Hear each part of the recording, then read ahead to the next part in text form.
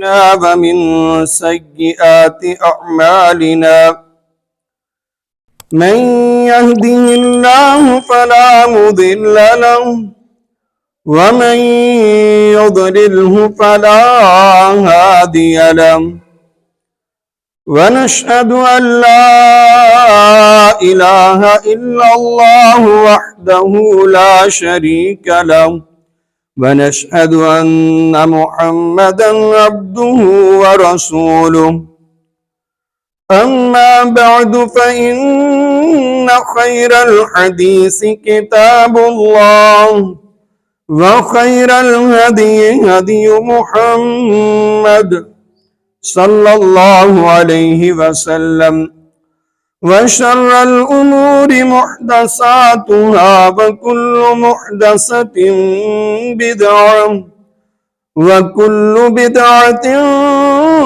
ضلالة وكل ضلالة في النار. اللهم صل على محمد وعلى آل محمد كما صليت على إبراهيم وعلى آل إبراهيم إنك حميد مجيد.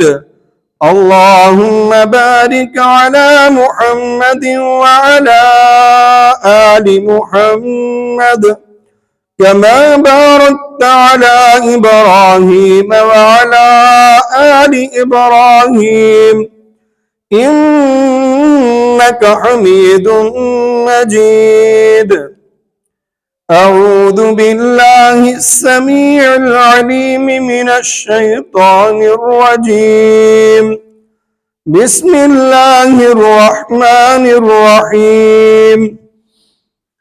وجاهدوا في الله حق جهاده هو اجتباكم وما جعل عليكم في الدين من حرج ملة أبيكم إبراهيم هو سماكم المسلمين من قبل وفي هذا ليكون الرسول شهيدا عليكم وتكونوا شهداء على الناس فأقيموا الصلاة وآتوا الزكاة واعتصموا بالله هو مولاكم فنعم المولى ونعم النصير.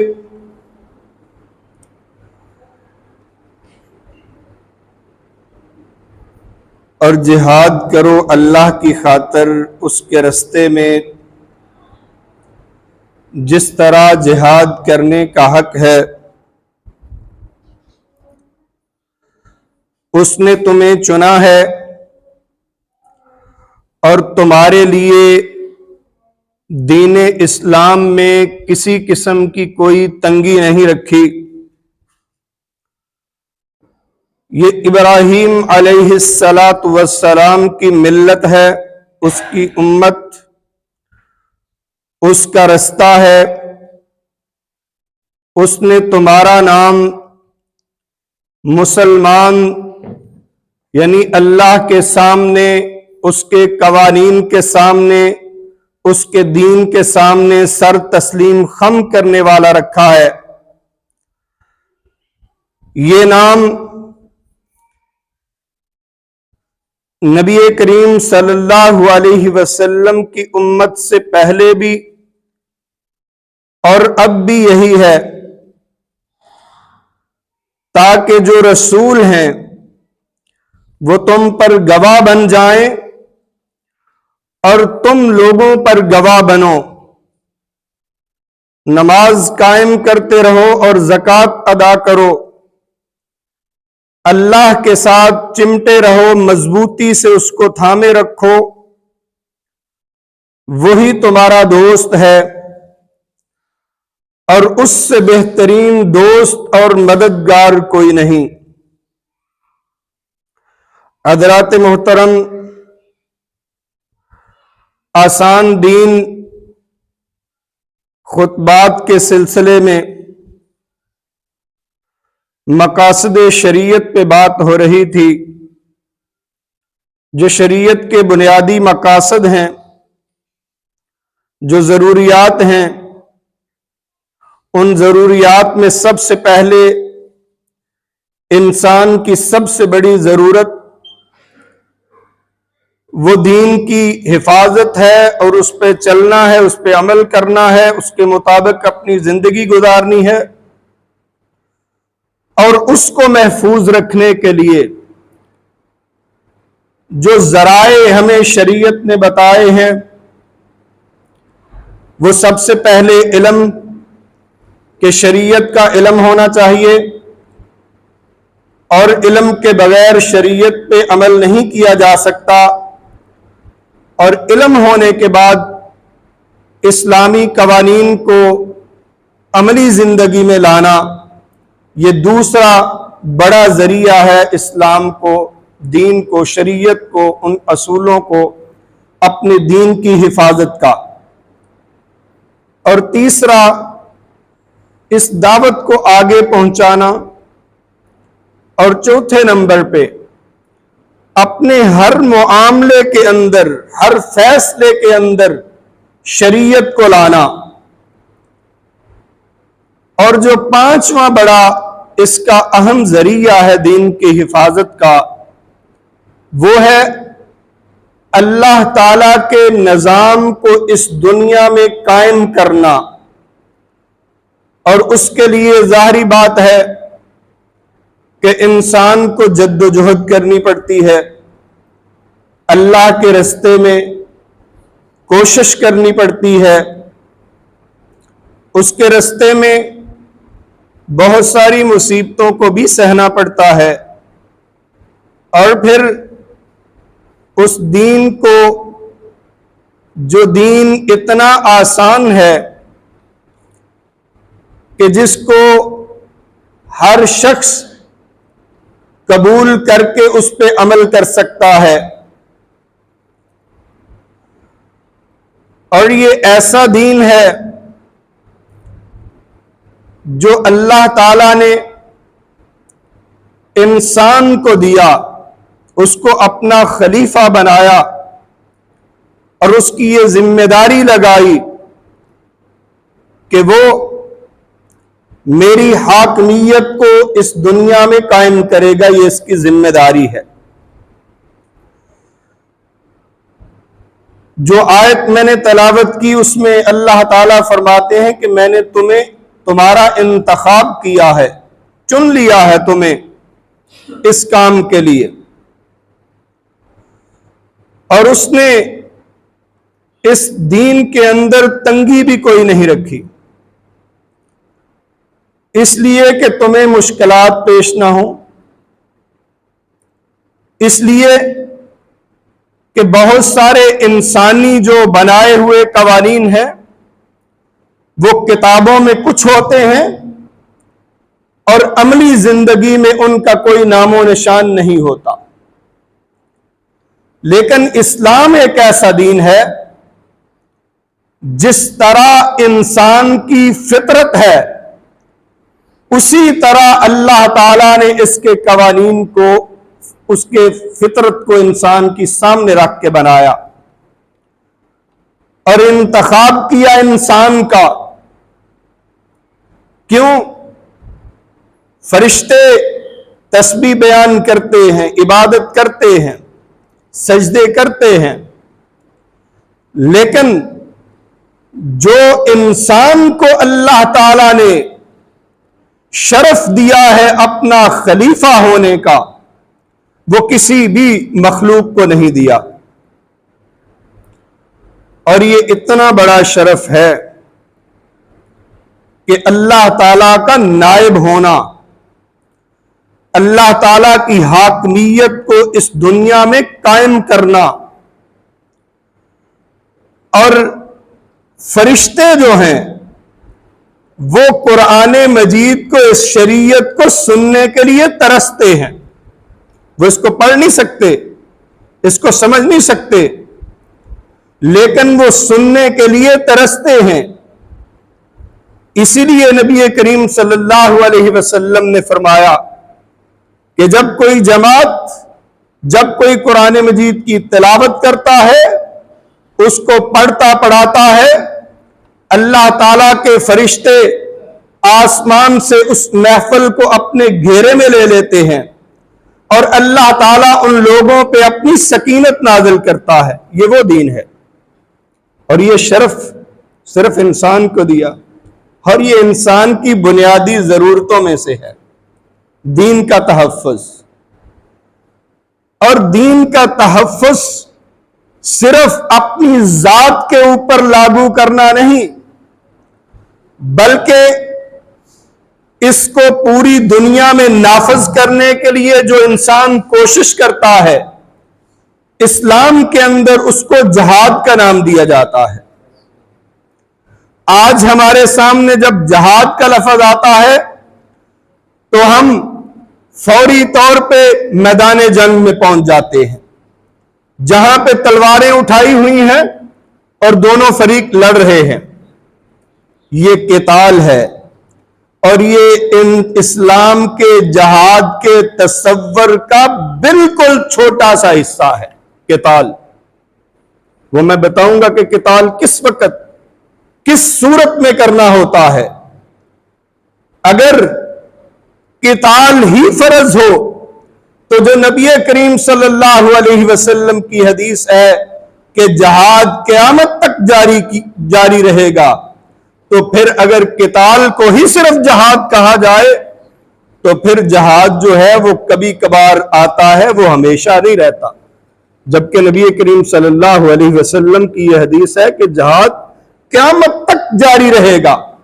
اللہ تعالیٰ قرآن مجید میں بھی ارشاد فرماتے ہیں کہ یہ کوئی ایک وقتی کام نہیں، چھوٹا سا۔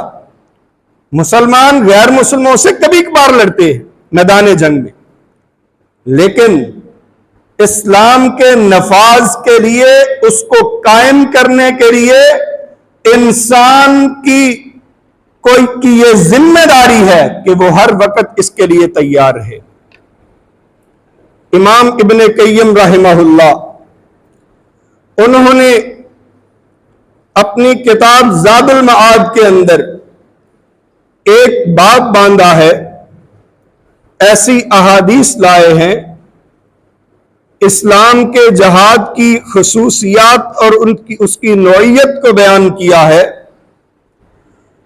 اور وہ کس نام سے باب ہے کہ نبی کریم صلی اللہ علیہ وسلم کا غیر مسلموں اور منافقوں کے ساتھ اپنی نبوت سے لے کر اپنی وفات تک کیسا معاملہ رہا ان کے ساتھ۔ وہ بیان کرتے ہیں کہ جب یہ آیت اتری، پہلی وحی آئی، اقرأ بسم ربک الذی خلق خلق الانسان من علق، تو اللہ تعالیٰ نے نبی کریم صلی اللہ علیہ وسلم کو نبوت کا عہدہ دیا اور کہا کہ اس کو یاد کریں، اس کو پڑھیں۔ نبوت کے عہدے پہ سرفراز کیا۔ اور جب دوسری وحی آئی، یا ایھا المدثر قم فانذر وربک فکبر وثیابک فطہر والرجز فہجر ولا تمنن تستکثر، کیا کملی اڑانے والے اٹھیے، ڈرائیے۔ یہ نبی کریم صلی اللہ علیہ وسلم کو عہدہ دیا گیا پیغمبر کا۔ نبی اور پیغمبر میں فرق ہوتا ہے۔ نبی وہ ہوتا ہے جس کو شریعت نہیں دی جاتی، نئے قوانین اور ضابطے نہیں عطا کیے جاتے، بلکہ وہ پہلے پیغمبروں کی شریعت کو نافذ کرتا ہے۔ اور جو پیغمبر ہوتا ہے، جو رسول ہوتا ہے، اس کو اللہ تعالی پوری شریعت دیتے ہیں اور اس کے نفاذ کی ذمہ داری بھی اس کے اوپر ہوتی ہے۔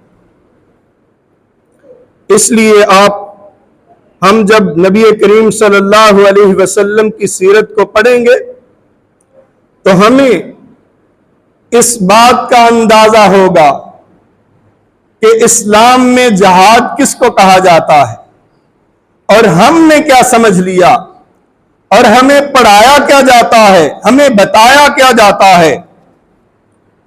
بیان کرتے ہیں کہ نبی کریم صلی اللہ علیہ وسلم نے 13 سال مکہ میں دعوت و تبلیغ کا کام کیا، 13 سال لوگوں کو ٹریننگ دی، اپنے صحابہ کو اس قابل بنایا کہ اگر کوئی بڑی سے بڑی مشکل بھی پیش آ جائے تو وہ سہ جاتے تھے۔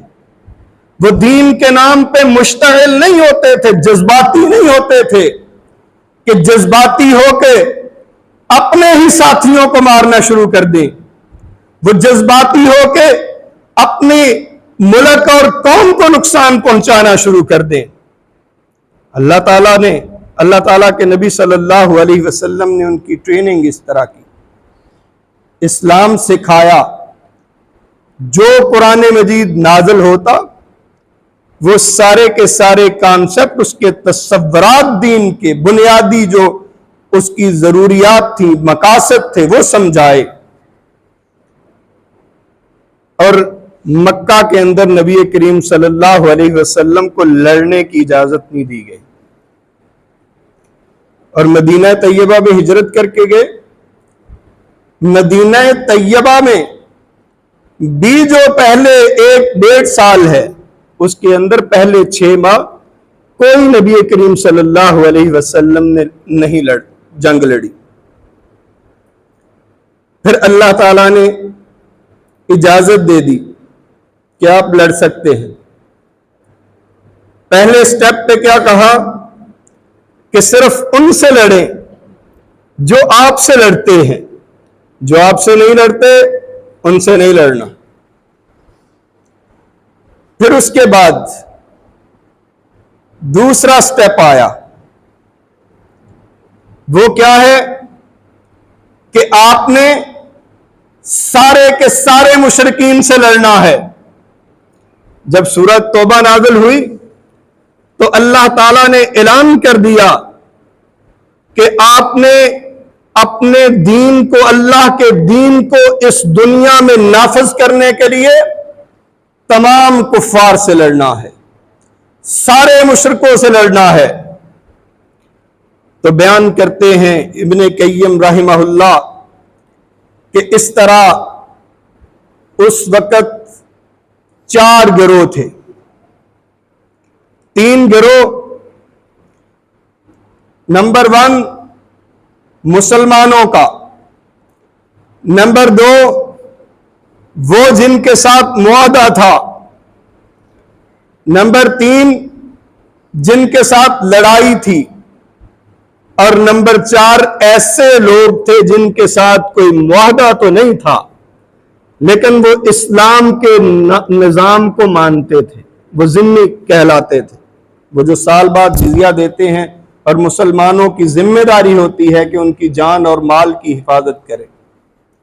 یہ 4 قسم کے لوگ تھے۔ اور ان میں سے جب سورہ براء نازل ہوئی، سورہ توبہ نازل ہوئی، جب اللہ تعالیٰ نے یہ اعلان کر دیا کہ سارے مشرکوں سے آپ نے لڑنا ہے، تو پھر کیا ہوا؟ ان میں سے جن کے ساتھ معاہدہ تھا وہ 3 قسم کے لوگ تھے۔ ایک جنہوں نے معاہدوں کو توڑا، اللہ تعالیٰ نے سورہ براء میں پہلی آیات میں کہا کہ ان کے ساتھ آپ نے لڑنا ہے، اعلان جنگ کریں ان کے ساتھ، جب تک کہ وہ اسلامی نظام کے نفاذ کو مان نہیں لیتے، اس اسلامی نظام کو تسلیم نہیں کر لیتے، تب تک آپ نے لڑنا ہے۔ نمبر 2 ایسے لوگ جن کے ساتھ، ایسے قبیلے تھے جن کے ساتھ آپ کا معاہدہ تھا کہ ہم لڑیں گے، وہ نہ لڑے لیکن وہ معاہدے پہ قائم رہے۔ اور تیسرے نمبر پہ ایسے لوگ تھے جن کے ساتھ کوئی ایکسپریسلی یعنی واضح طور پر کوئی معاہدہ تو نہیں تھا لیکن ان کے ساتھ کوئی مدت بھی نہیں تھی۔ کچھ لوگ تھے جن کے ساتھ ایک حد تک، ایک مدت تک معاہدہ کیا گیا تھا، اور دوسرے وہ تھے جن کے ساتھ مدت کا معاہدہ نہیں تھا لیکن وہ معاہدے کے اندر شامل تھے، وہ مسلمانوں کے ساتھ لڑتے نہیں تھے۔ اور یہ جو معاہدے والے ہیں جنہوں نے توڑا ان سے لڑے، اور جو دو بقایا بچے جن کے ساتھ کچھ مدت کا معاہدہ تھا، اور کچھ وہ لوگ جن کے ساتھ معاہدہ تو تھا لیکن مدت جو ہے وہ اس کا تعین نہیں کیا گیا تھا، تو اللہ تعالیٰ نے سورہ برا کے اندر، سورہ توبہ کے اندر فرمایا کہ جن کے ساتھ معاہدے ہیں وہ جب مدت ختم ہو معاہدے ختم کر دیے جائیں، اور جن کے ساتھ معاہدے کا ٹائم مقرر نہیں ہے ان کو 4 مہینے کا نوٹس دیا جائے کہ پھر لو ٹر لو، اسلام کو قبول کرنا چاہتے ہو کر لو، اگر نہیں کرو گے تو ذمہ بن کے رہو گے، جزیہ دے کے رہو گے، ان یدم وہم صاغرون، اپنے ہاتھوں سے ضلالت اختیار کرو گے، اپنا جزیہ اور ٹیکس دو گے۔ اور اس کے بعد یہ جو لوگ تھے جن کے ساتھ معاہدے تھے ان میں سے بہت سارے لوگ مسلمان ہو گئے۔ امام ابن قیم رحمہ اللہ فرماتے ہیں کہ جب یہ معاہدے والوں لوگوں کا قصہ بیچ میں سے تمام ہو گیا تو پھر دنیا میں 3 گروہ رہ گئے۔ ایک وہ جو اسلامی نظام کے حامی ہیں، جو اسلامی قوانین کو اپنے اوپر نافذ کرنے والے ہیں، اپنی زندگی میں لانے والے ہیں، هو سماکم المسلمین، وہ اللہ کے قوانین کے سامنے سر تسلیم خم کر دینے والے ہیں، اور اسی کو اللہ تعالیٰ نے عبادت کہا ہے۔ اتخذوا احبارهم ورهبانهم اربابا من دون اللہ، اللہ کے قوانین کو مان لینا، اللہ کے قوانین کے سامنے سر تسلیم خم کر دینا، یہ ہے مسلمان کی تعریف۔ اور غیر مسلموں نے کیا کیا؟ جن کو تورات اور انجیل دی گئی ان لوگوں نے کیا کیا؟ اپنے جو راہب تھے اور جو ان کے ربائی تھے یہودیوں کے، ان کو انہوں نے اپنا رب مان لیا۔ عدی بن حاتم کا میں نے واقعہ شاید پچھلے جمعے بیان کیا تھا کہ جب ان تک آپ کا پیغام پہنچا تو وہ شام بھاگ گئے، عیسائیت قبول کر لی، اور ان کی بہن جو ایک جنگ میں قیدی بن کے آئی تھی ان کے ساتھ نبی کریم صلی اللہ علیہ وسلم نے بڑا اچھا سلوک کیا، بڑی عزت بخشی، اور وہ مسلمان ہو گئے۔ تو ان کو پیغام بھیجا کہ آپ بھی آ جائیں، نبی کریم صلی اللہ علیہ وسلم کی خدمت میں حاضر ہوں۔ وہ آئے، ان کے گلے میں ایک چین لٹک رہی تھی، اس پہ صلیب کا نشان بنا ہوا تھا جو چاندی کی تھی۔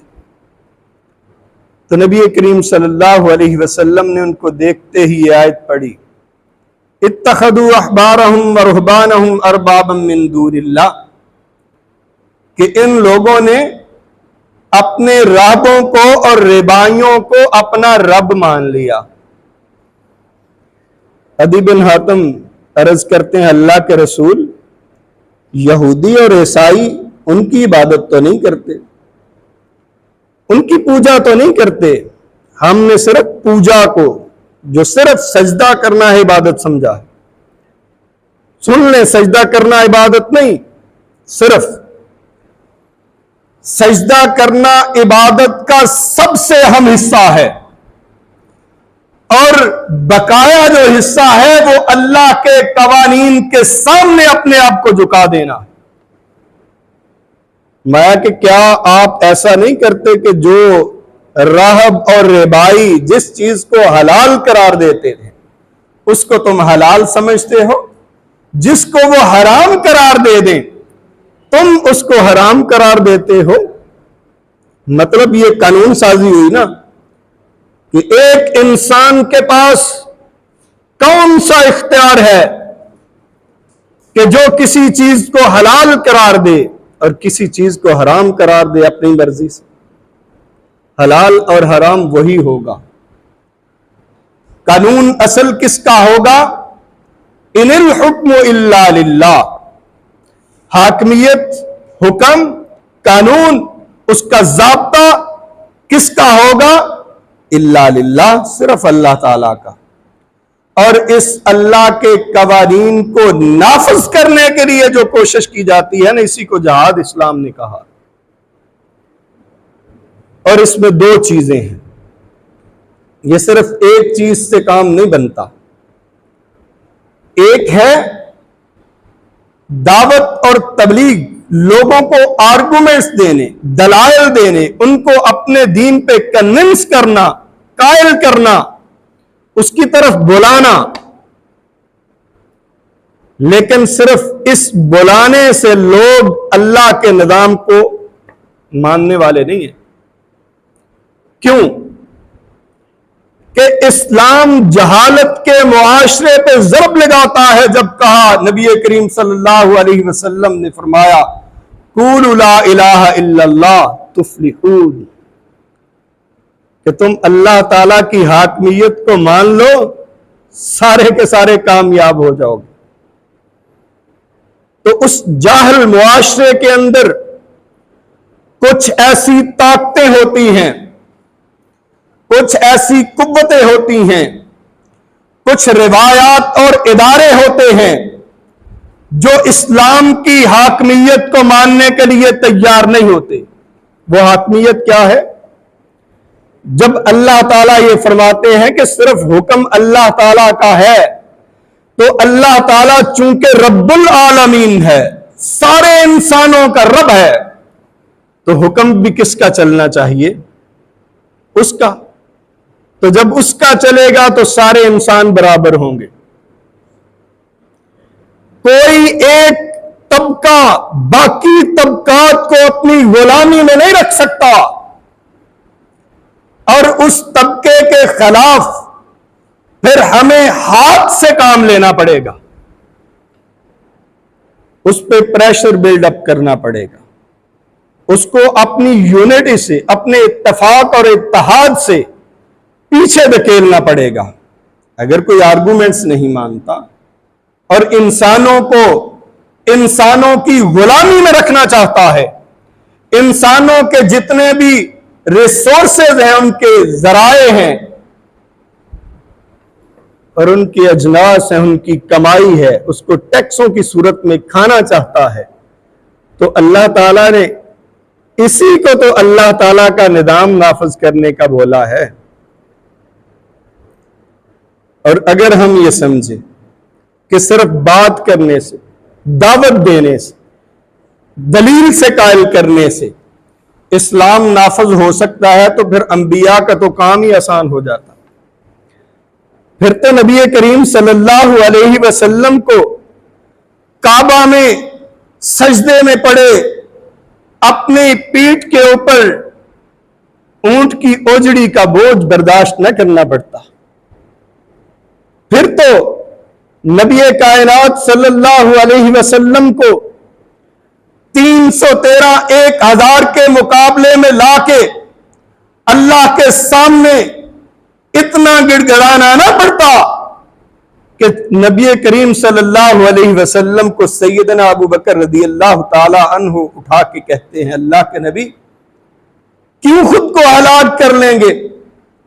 اللہ نے اگر وعدہ کیا ہے آپ کے ساتھ تو اللہ آپ کی مدد کرے گا۔ اگر یہ اتنا کام آسان ہوتا تو نبی کریم صلی اللہ علیہ وسلم جنگ احد میں کیوں کفار کے نرغے میں آ جاتے؟ کیوں اب پتھر کے ساتھ اپنے دندان مبارک کو شہید کروا لیتے؟ کیوں کروائے؟ یہ ضرورت نہیں تھی اگر صرف لوگ دلیل سے ماننے والے ہو۔ جب بھی شریعت آئی، جس نے بھی یہ اعلان کیا کہ سارے کے سارے انسان ایک قانون کے دائرے میں ہونے چاہیے، خدا کی قسم ہے، تاریخ گواہ ہے، سارے کے سارے اس کے مخالف ہو گئے۔ تاریخ اٹھا لیں، کس نبی صلی اللہ علیہ وسلم سے پہلے جو انبیاء علیہ السلام آئے، ان میں سے کون تھے جن کی مخالفت لوگوں نے نہیں کی؟ کس وجہ سے؟ صرف یہ تھا اللہ تعبدو الا ایہ، کہ تم نے اس کے علاوہ کسی کی عبادت نہیں کرنی، اس کے علاوہ کسی کے قوانین کو نہیں ماننا، اس کے بنائے ہوئے قوانین کے مطابق اپنے معاملات کو ترتیب دینا ہے، اپنے نظام کو بنانا ہے۔ وہ سارے کے سارے فرامین اللہ نے قرآن اور نبی کریم صلی اللہ علیہ وسلم نے اپنی احادیث میں بیان کیے۔ اگر صرف دلائل سے کام چل جائے نا تو پھر نبیوں کا کام تو بڑا آسان تھا۔ پھر تو صحابہ جن کو اتنی تکلیفیں برداشت کرنی پڑی وہ کبھی نہ کرنی پڑتی۔ اتنی تکلیفیں آئیں کہ لوگ پکار اٹھے کہ متی نصر اللہ، اللہ کی مدد کب آئے گی؟ الا ان نصر اللہ قریب، بالکل اللہ تعالیٰ کی نصرت جو ہے وہ قریب ہے۔ اور خدا کی قسم ثم خدا کی قسم، جو شخص اللہ کے رستے میں جہاد کرتا ہے اپنے دلائل کے ساتھ اور اپنی قوت کے ساتھ، اپنی جان کے ساتھ اور اپنے مال کے ساتھ، اللہ اپنے فوجی کو کبھی بغیر نصرت کے نہیں رہنے دیتا، اس کو اللہ تعالیٰ طاقت دیتا ہے، اس کی نصرت اللہ تعالیٰ فرماتا ہے۔ کیا کوئی 313 اور 1000 کا جوڑ تھا؟ نہیں تھا۔ 10,000 اور 1,000 کا جوڑ تھا احد میں؟ نہیں تھا۔ جنگ خندق میں 10,000 کا لشکر، اور ادھر کتنے ہیں؟ ادھر 1,000 سم تھنگ۔ کیا کوئی ایسا جوڑ ہے؟ جنگ یمامہ کے اندر جب مسیلمہ کذاب کے سامنے صحابہ کی فوج اتری تو کتنے لوگ تھے؟ ان کے پاس 60,000 کا لشکر، اور نبی کریم صلی اللہ علیہ وسلم کے صحابہ کتنے ہیں؟ پورے عرب سے اکٹھے کر کے 12,000۔ اور وہ جو اس کا باغ تھا مسیلمہ کا، جس کو باغ کہا جاتا تھا، خوبصورت باغ، اس باغ کا نام کیا پڑ گیا؟ حدیقۃ الموت، موت کا باغ۔ اتنی قتل و غارت ہوئی، اور وہ واحد جنگ تھی جس کے اندر صحابہ کرام رضوان اللہ علیہم اجمعین کی شہادتوں کی تعداد 1200 تھی۔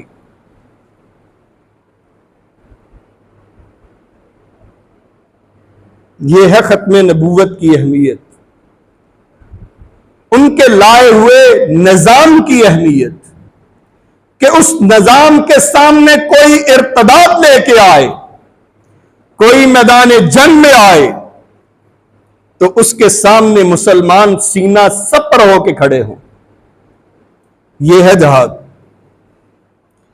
اور اس کے بعد جب یہ سورہ توبہ میں یہ بات اللہ تعالیٰ نے فرما دی کہ آج سے سارے مشرکوں کے خلاف اعلان جنگ ہے، اور اس وقت پھر 2 ہی گروہ رہ گئے، ایک وہ جو مسلمانوں کے خلاف لڑنا چاہتے ہیں، اور نمبر 2 وہ جو اسلام کے نظام کو مان کر چاہے وہ اپنے دین پہ قائم رہیں، وہ جزیہ دیں گے۔ یہ 2 قسم کے لوگ ہیں۔ اور جب یہ آیت نازل ہوئی تو باقی جو ساری چیزیں ہیں، جو باقی درمیان والے گروہ ہیں جن کے ساتھ معاہدے تھے، وہ ختم ہو گئے۔ اب 2 ہی قسم کے لوگ ہیں۔ شریعت جب بھی آئی اس میں سے قوموں نے رسپانس 2 طریقے سے دیا، 2 طریقے سے جواب دیا۔ ایک یہ تھا کہ اس کو مان لیا، دوسرے وہ تھے جنہوں نے مخالف آ کے لڑنا پسند کیا۔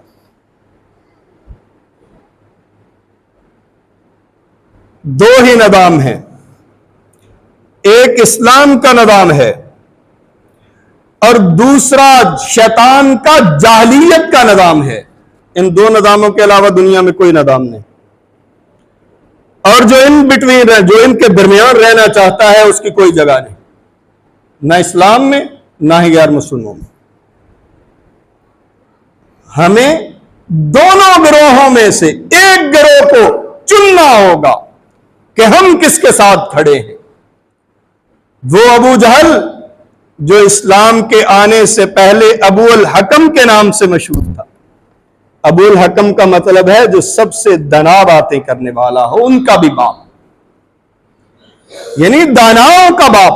بڑی اچھی باتیں کرتا تھا لیکن شریعت کو نہیں مانا، اسلام کے قانون کو نہیں مانا، اسلام کے نظام کو ایکسپٹ نہیں کیا، تو پھر کس نام سے مشہور ہوا؟ ابو الجہل، جاہلوں کا باپ۔ اس سے بڑا قیامت تک جاہل نہیں آئے گا، کیونکہ اس نے جہالت کی اخیر کر دی۔ شریعت کے خلاف تھا نا، شریعت کے خلاف تھا، اس لیے اس کا نام ابو جہل پڑا۔ تو نبی کریم صلی اللہ علیہ وسلم نے ایک ایسا دین دیا ہے جو اس کو قبول کرتا ہے، اس کے اندر ایسی خوبیاں ہیں کہ انسان کو وہ تحرک میں لاتی ہیں، تحریک میں لاتی ہیں، اس کو یہ بخشتی ہیں کہ وہ کوئی کام کرے عملی طور پر۔ اور دین کی جو اسلام دین ہے، جو نظام ہے، اس کی جو 4 بڑی خصوصیات ہیں، ان میں سے سب سے پہلے جو خصوصیت ہے وہ یہ ہے کہ یہ عملی طور پر کیا جا سکتا ہے۔ اسلام کے اندر کوئی ایسا حکم نہیں ہے جس کو آپ اپنے عمل میں نہ لا سکیں۔ کیا نبی کریم صلی اللہ علیہ وسلم فرماتے ہیں کہ جب تم گھر سے نکلتے ہو بسم اللہ توکلت علی اللہ لا حول ولا قوت الا باللہ پڑھ لیا کرو۔ جب تم گھر میں داخل ہوتے ہو بسم اللہ اللہم خیر المولج و خیر المخرج، بسم اللہ ولجنا وعلی اللہ ربنا توکلنا پڑھ لیا کرو۔ جب تم واش روم میں جاتے ہو اللہم انی اعوذ بک من الخبث والخبائث پڑھ لیا کرو۔ جب تم باہر آتے ہو غفرانک پڑھ لیا کرو۔ کیا اس میں کوئی مشکل ہے؟ رات کو آیت الکرسی آخری 3 سورتیں 3 مرتبہ اور سورہ بقرہ کی آخری 2 آیات پڑھ لیا کرو، اس کے فضائل بتائے ہیں۔ لیکن یہاں میں صرف یہ مسئلہ بیان کرنا چاہتا ہوں، یہ پوائنٹ اٹھانا چاہتا ہوں کہ کیا دین کا کوئی بھی کام پورا دین اٹھا کے دے، اللہ کے احکامات اور نبی کریم صلی اللہ علیہ وسلم کے احکامات، کیا ہم ان کو اپنے عمل میں نہیں لا سکتے؟ کوئی مشکل نہیں ہے۔ اللہ فرماتے ہیں کہ میں نے اپنے دین کو اپنے لوگوں کے لیے مشکل نہیں بنایا، وَاجْتَبَاكُمْ، میں نے چن لیا ہے تمہیں، اور تمہارے دین میں میں نے کوئی حرج کوئی تنگی رکھی نہیں ہے۔ کون سا ایسا عمل ہے اسلام کا جس کو ہم اپنے عمل میں نہیں لا سکتے، اپنی زندگی میں نہیں لا سکتے؟ صرف ہماری ترجیحات اور ہیں۔ اسلام ترجیح دیتا ہے آخری جو مقصد ہے اسلام کے نظام کا، دنیا کے اندر تو ہے انسان کی خوشی، اور جو اس دنیا کے بعد جو آخرت میں ہے وہ ہے آخرت کی کامیابی۔ اور جو شخص آخرت کو اپنی ترجیح نہیں بناتا وہ اس نظام پہ نہیں چل سکتا۔ اس نظام کا سارا دار و مدار آپ کے عقیدے پہ ہے، آپ کی ترجیحات پہ ہے، آپ کے خیالات پہ ہے کہ آپ کے خیالات کیا ہیں۔ اگر ایک بندے کا مقصد ہی یہ ہے کہ میں نے اپنی زندگی میں اتنی محنت کرنی ہے، اتنی محنت کرنی ہے کہ میں نے بڑا گھر بنانا ہے، بڑی گاڑی لینی ہے، بڑا کاروبار سیٹ اپ کرنا ہے، اپنے بچوں کو فلاں جگہ پہ تعلیم دینی ہے، فلاں میں نے کرنا ہے، صرف دنیا کی سوچتا ہے تو وہ اس نظام کو، یہ نظام اس کے لیے بہت مشکل ہے. اور جتنے بھی لوگ ہیں جو دین کی صرف مخالفت اس وجہ سے کرتے ہیں کہ ان کے خیالات پہ پورا نہیں اترتا. بھائی آپ کو کون کہہ رہا ہے کہ تمہارے خیالوں کے مطابق دین چلے گا؟ دین تو اللہ کے بنائے ہوئے قوانین ہیں، تم نے اس کے سامنے سر تسلیم خم کرنا ہے. صحابہ کرام رضوان اللہ علیہم اجمعین صلح حدیبیہ کا موقع ہے. کس لیے آئے تھے؟ عمرہ کرنا ہے. عمرہ نہیں ہوا، صلح ہو گئی، احرام نہیں اتارے. نبی کریم صلی اللہ علیہ وسلم فرما رہے ہیں، وہ جذبات میں ہیں، ہم عمرہ کرنے آئے ہیں، ہمیں کیوں روکا گیا ہے؟ ہم کون سے لڑنے آئے ہیں؟ کیا ہم حق پہ نہیں ہیں؟ کیا ہم ان کے ساتھ لڑ نہیں سکتے؟ اپنی جانیں تک آپ کے لیے قربان کرنے کو تیار ہیں. لیکن نبی کریم صلی اللہ علیہ وسلم کیا فرماتے ہیں؟ انی عبداللہ و رسول، کہ میں اس کا بندہ ہوں اور اس کا رسول ہوں. رسول کہنے کا مطلب ہے کہ جو مجھے حکم دیا گیا ہے میں تو اس کے سامنے سر تسلیم خم کروں گا. تو نبی کریم صلی اللہ علیہ وسلم کی ایک زوجہ نے یہ مشورہ دیا کہ آپ اپنا احرام اتار لیں. اپنا احرام اتاریں، آپ کی اتباع میں یہ سارے کے سارے آپ کے صحابہ احرام اتار دیں گے. نبی کریم صلی اللہ علیہ وسلم نے احرام اتارا، سارے صحابہ نے اپنے جذبات کو، اپنے خیالات کو سائڈ پہ کر دیا اور سب کے سب نے احرام اتار دیا. پھر اللہ تعالیٰ نے اس کو کہا انا فتحنا لک فتحا مبینا، کہ ہم نے آج آپ کو بہت بڑی فتح کی خوشخبری دے دی ہے. فتح کیا ہے؟ کہ انسانوں کو اللہ کے دین کے سامنے جھکا دینا. جھک گئے صحابہ، اپنے جذبات سائڈ پہ کر دیے. وہ سیدنا عمر فاروق رضی اللہ تعالیٰ عنہ جو یہ کہہ رہے تھے کہ اللہ کے نبی اتنی غلط جو آپ نے شرائط رکھی ہیں کہ جو ہم مکہ سے، مدینہ سے جو مکہ جائے گا اس کو واپس نہیں کیا جائے گا، جو مکہ سے مسلمان ہو کے مدینہ آ جائے گا اس کو ہمیں واپس کرنا پڑے گا. ہم آج اس سال ہم عمرہ نہیں کر سکتے، ہم 10 سال تک ان کے ساتھ لڑ نہیں سکتے. تو یہ شرائط کیسی ہیں؟ کیا ہم حق پہ نہیں ہیں؟ جذبات تھے نا، سارے صحابہ کے جذبات، وہ نہیں مان رہے تھے. وہ کہہ رہے تھے کہ ہم نے عمرہ کر کے جانا ہے. لیکن جب سارے کے سارے جذبات انہوں نے سائڈ پہ رکھ دیے اور اللہ کے نبی صلی اللہ علیہ وسلم کی اتباع کر لی، اس کے نظام کے سامنے اپنے سروں کو، اپنے خیالات کو، اپنے جذبات کو دفنا دیا، تو اس کو اللہ تعالیٰ نے بہت بڑی فتح کہا ہے. اسی لیے تو نبی کریم صلی اللہ علیہ وسلم کے صحابہ کیا کرتے تھے؟ ہم نے تو وہ نظام ہی نہیں سمجھایا اپنے مسلمانوں کو. خدا کی قسم، آج اگر ہمیں اسلام کا نظام سمجھ آ جائے تو خدا کی قسم ہے ہم میں سے ہر شخص یہ خواہش رکھے گا کہ ہمیں 1000 دفعہ مارا جائے اور 1000 دفعہ زندہ کیا جائے، پھر بھی ہم اس اسلام کے نظام کو نافذ کرنے سے رکیں گے نہیں. لیکن ہمیں تو جہاد کا وہ چھوٹا سا حصہ بتایا گیا ہے. صرف جذبات ابھارے جائیں، اکٹھا کیا جائے، فنڈز اکٹھے کیے جائیں، ایجنسیوں کے کہنے پہ ناچا جائے، یہ ہم نے جہاد ہے. اور اس جہاد کا کیا فائدہ ہوا؟ بلکہ الٹا نقصان ہوتا رہا ہے. اس کو اللہ تعالیٰ نے وطن کی حفاظت کو جہاد نہیں کہا. اور سن لیں، یہ بھی نہیں کہا کہ کوئی تم پہ آ کے حملہ کرے تو آپ دفاع کرو گے تو یہ جہاد ہوگا. نو، ایسی کوئی بات نہیں. اگر یہ جہاد سمجھ لیا جائے کہ صرف ہمارے پاکستان پہ کوئی اٹیک کرے گا تو ہم جہاد کے لیے نکلیں گے، کیا اس کو ہم جہاد کہیں گے؟ نہیں، اللہ کے نبی صلی اللہ علیہ وسلم نے اس کو جہاد، ان کی سیرت سے یہ جہاد کا تصور نہیں ملتا ہمیں کہ ایک وطن کی خاطر آپ لڑو۔ وطن تو خود ایک بہت بڑا خدا ہے اللہ کے علاوہ جس کی ہم پوجا کرتے ہیں۔ اسلام تو پوری دنیا کے لیے ہے کیونکہ وہ رب العالمین ہے اور اس کا نظام بھی پوری دنیا پہ چلتا ہے۔ اور دلیل کیا دی جاتی ہے؟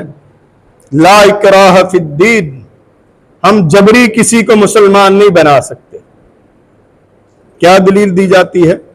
کہ ہم کسی کو جبری مسلمان نہیں بنا سکتے۔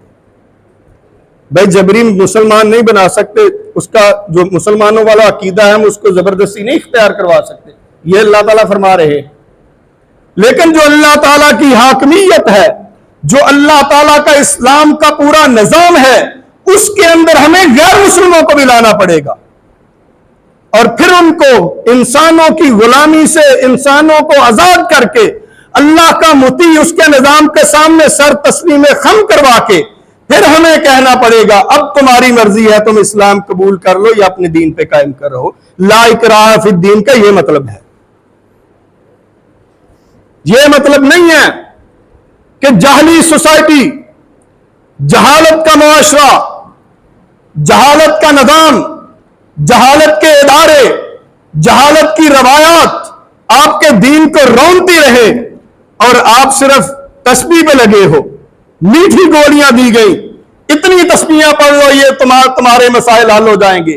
اللہ کے نبی صلی اللہ علیہ وسلم ارشاد فرماتے ہیں کہ بعثت بالسیف، مجھے تلوار دے کے مبعوث کیا گیا ہے اور میرا رزق کہاں ہے؟ میرے نیزوں کے سائے تلے ہے، میرے نیزوں کے سائے تلے ہے۔ کیا مطلب ہے؟ کہ جب تم اسلام کا نظام نافذ کرتے ہو، خدا کی قسم ہے رزق کی برکات اتنی آتی ہے کہ آپ زکات دینے کے لیے نکلتے ہو، کوئی زکات لینے والا نہیں ملتا۔ ہوا نا ہمارے سامنے، صحابہ کرام نے پریکٹیکل کر کے دکھایا۔ اور پھر یہ سوچنا چھوڑ دیں کہ کوئی ہم پہ حملہ کرے تو پھر ہم جہاد کے لیے نکلیں گے، یہ جہاد کا تصور اپنے ذہنوں سے نکال دیں۔ کیا اگر روم اور ایران نے کیا مدینے پہ آ کے حملہ کیا تھا؟ جو نبی کریم صلی اللہ علیہ وسلم کے بعد سب سے پہلے خلیفہ سیدنا ابو بکر رضی اللہ تعالی عنہ نے اپنی جو خلافتی اس کے دوسرے سال دونوں بڑی قوتوں کو ٹکرانے کے لیے اپنی افواج کو بھیجا۔ کیا ہم نے یہ تصور دیا ہے لوگوں کو کہ کوئی ہم انتظار کریں کسی کے حملے کا؟ نہیں بھائیو، ہم نے آگے بڑھ کے اس نظام کو نافذ کرنا ہے، یہ جہاد ہے۔ اور اس کے لیے ایک کوئی زمین مختص نہیں ہے، وطن مختص نہیں ہے۔ مدینہ طیبہ پہ اگر حملہ آور ہوتے رہے ہیں کفار مکہ، تو نبی کریم صلی اللہ علیہ وسلم نے اس وجہ سے اس کی حفاظت نہیں کی کہ یہ ہمارا وطن ہے، اس لیے حفاظت کی کہ یہ مسلمانوں کی جو سب سے پہلی سلطنت ہے اس کا مرکز ہے، یہاں سے اسلام نے آگے بڑھنا ہے۔ جو اس کے ذرائع تھے، اس کے وسائل تھے، ان کو محفوظ رکھنے کے لیے نبی کریم صلی اللہ علیہ وسلم نے وہ ساری جنگیں مدینہ طیبہ میں لڑی۔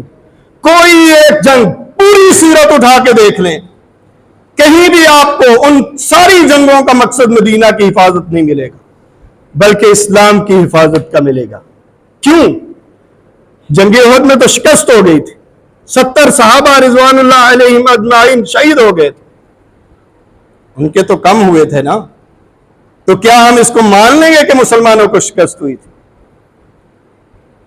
نہیں، مسلمانوں کا نظام تب بھی کھڑا تھا، اور جب دوبارہ صحابہ کرام متحد ہوئے تو وہی جہالت کا نظام بھاگ رہا تھا۔ اس نظام کو قائم کرنے کے لیے ساری آیات قرآن مجید کی پڑھ لیں، آپ کو 4 چیزیں ملیں گی جن کی وجہ سے اللہ تعالیٰ نے فرمایا کہ آپ نے جہاد کرنا ہے۔ اللہ کے قوانین کو اس دنیا میں نافذ کرنا ہے، آپ کی سلطنت ہے، آپ کا وطن ہے، آپ کی حکومت ہے، اس کے سارے معاملات اللہ اور اس کے رسول کے طریقوں کے مطابق اختیار کرنے ہیں۔ اور تیسرے نمبر پہ، اگر کوئی ایک انسان دوسرے انسان کو غلام بناتا ہے، اپنی غلامی میں دیتا ہے، اس کے خلاف جہاد کرنا ہے، وہ چاہے ادارہ ہو، چاہے حکومت ہو، یا چاہے کوئی بہت بڑی سلطنت اور ایک پوری تہذیب ہو۔ جو مسلمانوں نے کر کے دکھایا۔ اور پھر وہ رستم کے دربار کی تقریریں تو سن لیں، صحابہ کرام نے کیا فرمایا تھا ان کو کہ یار آپ لوگوں کو کس نے بلایا ہے؟ ہم نے تو آپ کے ساتھ کوئی جنگ نہیں کی، آپ یہاں کیا لینے آئے ہو؟ تو کیا کہا تھا ربیع بن عامر رضی اللہ تعالیٰ عنہ نے کہ ابتعثنا اللہ لنخرج الناس من شاء من عبادت العباد، کہ ہمیں اللہ نے بھیجا ہے کہ ہم لوگوں کو لوگوں کی غلامی سے آزاد کروائے جو چاہتا ہے۔ اور مغیرہ بن شعبہ رضی اللہ تعالی عنہ نے جو تیسرے دن گئے تھے، انہوں نے کیا کہا تھا؟ انہوں نے کہا کہ انا قد ارسلنا لنخرج الناس من ظلمات الجہالۃ الى نور الایمان ومن جور الملوک الى عدل الاسلام، کہ ہمیں اس لیے بھیجا گیا ہے، ہم اس لیے آئے ہیں کہ ہم لوگوں کو جہالت کے نظام سے نکال کر، تاریک نظام سے نکال کر اسلام کے روشن نظام کی طرف لانا چاہتے ہیں، اور انسانوں کو انسانوں کی غلامی سے چھڑانا چاہتے ہیں۔ یہ تھا مقصد جہاد کا، اور ہم نے کیا سمجھ لیا؟ اور اگر ہم نے اپنے دین کی حفاظت کرنی ہے تو یہ اللہ کے دین کی یہ خصوصیات میں سے ہے کہ یہ پریکٹیکل ہے، اور اس کی سٹیج یہ مرحلہ وار آگے بڑھتا ہے۔ یوں ہی نہیں اٹھ کے پکڑ لو تلوار، بندوق پکڑ لو اور مارنا شروع کر دو بندوں۔ پہلے اپنے آپ کو تیار تو کرو، اپنے اوپر اسلام نافذ تو کرو، پھر لوگوں کو کہنا، پھر لوگوں کو، ان لوگوں کو جو انسانوں کا غلام رکھنا چاہتے ہیں، ان کو اسلام کے رستے میں جو حائل ہو رہے ہیں، اسلامی نظام کے رستے میں، ان کو زبردستی ہٹانا ہے۔ وہ تلوار سے ہٹائیں یا ہاتھ سے ہٹائیں یا جیسے مرضی ہٹائیں، قوت کے ساتھ ہٹانا ہے۔ اور پھر اس دین کے جو تصورات ہیں، جو دین کے اصول ہیں، جو قوانین ہیں، وہ ایک جگہ پہ اور دوسری جگہ پہ اور نہیں ہوتے۔ جتنی بھی مرحلے ہوں، آپ تسلط کے اندر ہوں، آپ حکومت کے اندر ہوں، آپ امن کے اندر ہوں، آپ جنگ کے اندر ہوں، آپ اس ملک میں ہوں، آپ تیسرے دنیا میں چلے جائیں، اسلام کے اصول سیم رہیں گے۔ وہی دعوت جو اللہ تعالیٰ کے نبی صلی اللہ علیہ وسلم نے مکہ میں دی، وہی دعوت قادسیہ میں رستم کے دربار میں صحابہ رضوان اللہ علیہم اجمعین دے رہے کہ اللہ کی حاکمیت کو قبول کر لو، جو تمہیں چھٹی ہے، تمہاری حکومت بھی تمہاری، تمہاری زمینیں بھی تمہاری، لیکن اگر یہ قبول نہیں کرتے تو جزیہ دینا ہوگا، ہم آپ کی حفاظت کریں گے، آپ اپنے دین پہ قائم رہیں۔ اگر یہ بھی نہیں منظور تو آ جائیں میدان میں۔ اسلم تسلم کا مطلب یہ نہیں کہ اسلام قبول کر لو، اس اسلم تسلم کا مطلب ہے کہ اسلامی نظام قانون کے تحت آ جاؤ، اس نظام کو مان لو، اللہ کی حاکمیت کے نظام کو مان لو، تم محفوظ رہو گے، تمہاری ریاست تمہاری رہے گی، تمہاری زمینیں تمہاری رہیں گی، تمہارے ریسورسز تمہارے رہیں گے، تمہارے سارے جو کمانے کھانے کے ذرائع ہیں وہ تمہارے رہیں گے، تمہاری ساری اجناس تمہاری رہیں گی۔ لیکن صرف یہ ہے کہ اسلام کے دین کو، اسلام کے نظام کو ماننا ہوگا۔ جن لوگوں کو تم نے غلام بنایا ہوا ہے، ان کو اپنی غلامی سے چھوڑنا ہوگا۔ پھر اسلام دعوت دیتا ہے کہ آ جاؤ، اب تو تم آزاد ہو، کس کے ساتھ ملنا چاہتے ہو؟ اسلامی نظام کے ساتھ جو اللہ کا نظام ہے، یا جاہلیت کے نظام کے ساتھ جو شیطان کا نظام ہے؟ یہ اللہ تعالی نے اپنے قرآن مجید میں اور نبی کریم صلی اللہ علیہ وسلم نے اپنی سیرت کے اندر، اپنی زندگی کے اندر اس کو پریکٹیکل کر کے دکھایا ہے۔ اور سب سے اہم بات جو یہ دین کہتا ہے وہ یہ ہے کہ سارے کے سارے انسان برابر ہیں، کیونکہ حاکم ایک ہے، اس کے بنائے ہوئے ہیں۔ کسی کو اللہ نے دو دل نہیں دیے، کسی کو اللہ نے سرخاب کے پر نہیں لگائے، کسی کو اللہ نے مخدوم بنا کے نہیں بھیجا، کسی کو اللہ نے افضل اور اعلیٰ نہیں بنایا۔ اپنے اعمال کے حساب سے بننا ہے۔ سارے کے سارے لوگوں کے حقوق ایک جیسے ہیں اور قانون بھی ان کے لیے ایک جیسا ہے، اور اس قانون کے اندر آنا یہ اسلامی جہاد کا سب سے بڑا مقصد ہے کہ اسلام کے قوانین کے اندر پوری انسانیت کو لائے، سارے کے سارے اس قانون کے سامنے سب کے لیے ایک قانون ہو۔ اور تاریخ گواہ ہے کہ جس نے بھی یہ نعرہ بلند کیا، جس نے بھی یہ کوشش کی، کچھ لوگوں نے تو صرف ذاتی مقاصد کے لیے اس کو استعمال کیا، لیکن یہ ہماری ذمہ داری ہے جو ہم سمجھتے ہیں اپنے آپ کو کہ ہم مسلمان ہیں، اس نظام کو، سب لوگوں کو ایک قانون کے دائرے میں لائیں۔ جو امیر ہے اس پہ بھی وہی قانون لاگو ہو، جو غریب ہے اس پہ بھی وہی قانون لاگو ہو، جو سردار ہے اس پہ بھی وہی قانون لاگو ہو، جو اس کی رعایا ہے اس پہ بھی وہی قانون لاگو ہو۔ اس کے علاوہ اسلام کا کیا مقصد ہے؟ اسلامی جہاد کا کیا مقصد ہے؟ اور یہی ہمارا دین ہے جس کی ہم نے حفاظت کرنی ہے۔